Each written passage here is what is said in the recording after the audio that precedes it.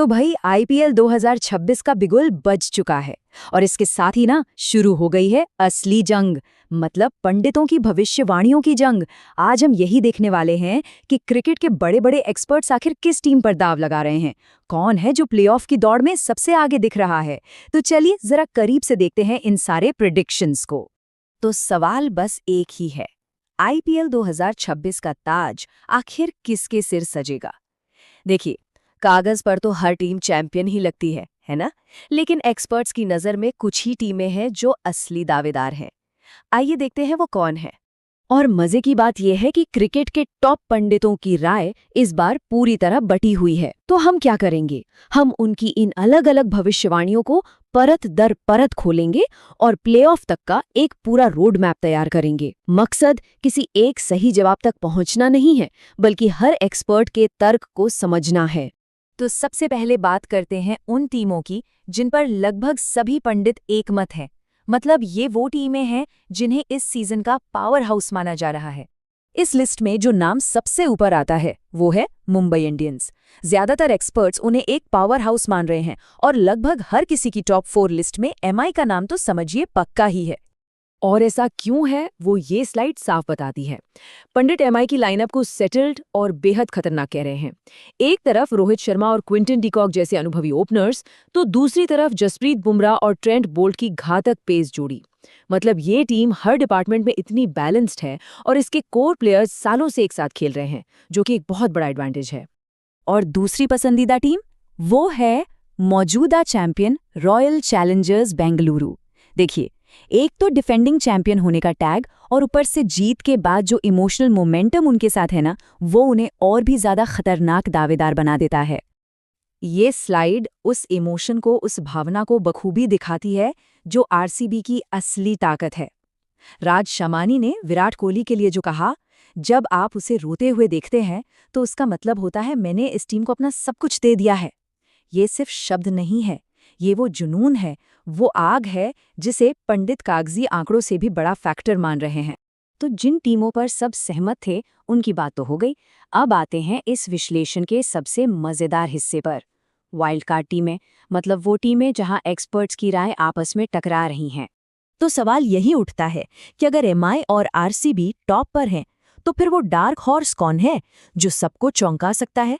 और बस यहीं से एक्सपर्ट्स के बीच असली बहस शुरू होती है।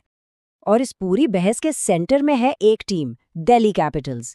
इस टीम को लेकर पंडितों की राय दो बिल्कुल ही अलग खेमों में बटी हुई है। ये स्लाइड दिल्ली पर एक्सपर्ट्स की राय का पूरा विरोधाभास दिखाती है। एक तरफ आकाश चोपड़ा का मानना है, कागज पर टीम बहुत अच्छी है और अगर प्लेयर्स फिट रहे तो क्वालिफाई करेगी। तो दूसरी तरफ क्रिकेट का ठेका का सीधा फैसला है, ये टूर्नामेंट की सबसे कमजोर टीम है जिसके टॉप ऑर्डर में फायर पावर ही नहीं है। देखिए कितना बड़ा अंतर है दोनों की सोच में। इनके अलावा भी कुछ और टीमें हैं जो कुछ पंडितों की लिस्ट में तो हैं पर सबकी नहीं, जैसे गुजरात टाइटंस, जिनके भरोसेमंद टॉप 4 और मजबूत गेंदबाजी की खूब तारीफ हो रही है।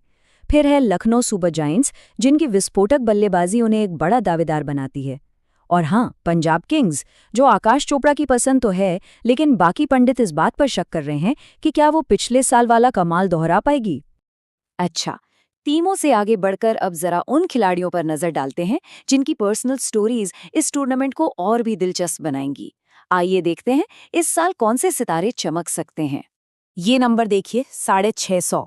आकाश चोपड़ा के मुताबिक ये वो रन है जो यशस्वी जायसवाल को इंडियन टीम में अपनी वापसी का मजबूत दावा ठोकने के लिए बनाने होंगे। मतलब उनके लिए ये एक बहुत बहुत बड़ा सीजन हो सकता है। अब बात ऋषभ पंत की। एक्सपर्ट्स का मानना है कि इस साल वो मेंटली बहुत क्लियर है और ये सीजन उनके लिए शानदार हो सकता है। जैसा कि आकाश चोपड़ा कहते हैं, इस साल मन की स्पष्टता के साथ मुझे लगता है कि ऋषभ पंत का सीजन असल में बहुत अच्छा रहेगा। और पंडितों का ये मानना क्यों है? क्योंकि पंत इस सीजन में वापसी के लिए पूरी तरह तैयार हैं।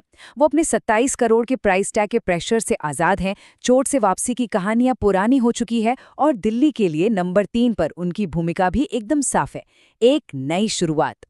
और आखिर में जरा व्यक्तिगत सम्मान पर भी नजर डाल लें। ऑरेंज कैप की रेस में यशस्वी जायसवाल, शुभमन गिल और विराट कोहली जैसे बड़े नाम सबसे आगे बताए जा रहे हैं।